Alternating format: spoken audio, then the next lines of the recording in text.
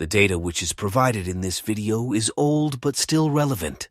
Welcome back to our ongoing video series on Palestine.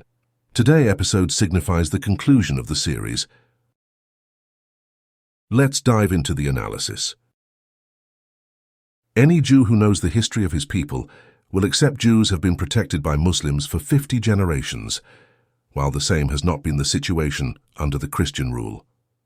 In Muslim Spain, Jews were ministers, poets, scientists. In Muslim Toledo, Christian, Jewish and Muslim scholars worked together, translating Greek philosophical and scientific texts. That was indeed the Golden Age. When the Catholics reconquered Spain from the Muslims, they instituted a reign of religious terror. The Jews and Muslims were presented with a cruel choice: to become Christians, to be massacred or to leave. And where did the hundreds of thousands of Jews who refused to abandon their faith escape? Almost all of them were received with open arms in Muslim countries.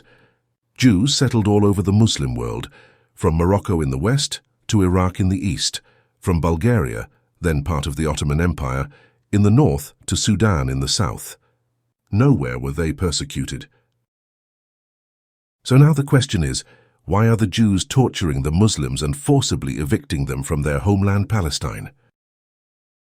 Surely it is not to claim the promised land, which God promised to Abraham and his descendants Isaac. Had this been the case, Abraham's other son Ismail would have an equal right on this.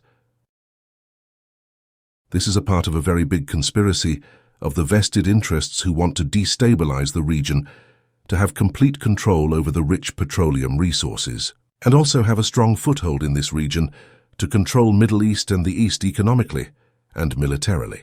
And what better way to do this than brand Palestinians' struggle for independence and dignity of life as acts of terrorism? And why does America and other superpowers look the other way? America, the biggest advocate of human rights and right for self-determination, has always encouraged Israel, its atrocities notwithstanding. George Bush Sr., as Vice President of USA, while speaking on Palestinian rights, said, "We favor self-determination, but we don't like to see self-determination where it is predetermined." What makes the American soft paddle with Jews Israel so much? The answer is the Jewish lobby in the USA. There are about 6 million Jews in America, of a total US population of 240 million. About 20% of all millionaires are said to be Jewish, and they know how to use their money, their number and their brain. No American can ever aspire to become the President of the United States of America without the tacit support of the Jews. The situation of the Palestinians was rightly expressed by Charlie Roos in Orlando Sentinel. Palestinians won't get their independence until Americans get theirs. The United States foreign policy is all but decided in Tel Aviv, where the interests of Israel is paramount.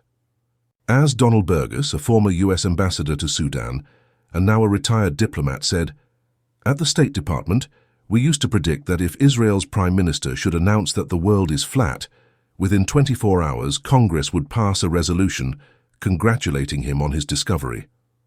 A classic case of the tail wagging the dog.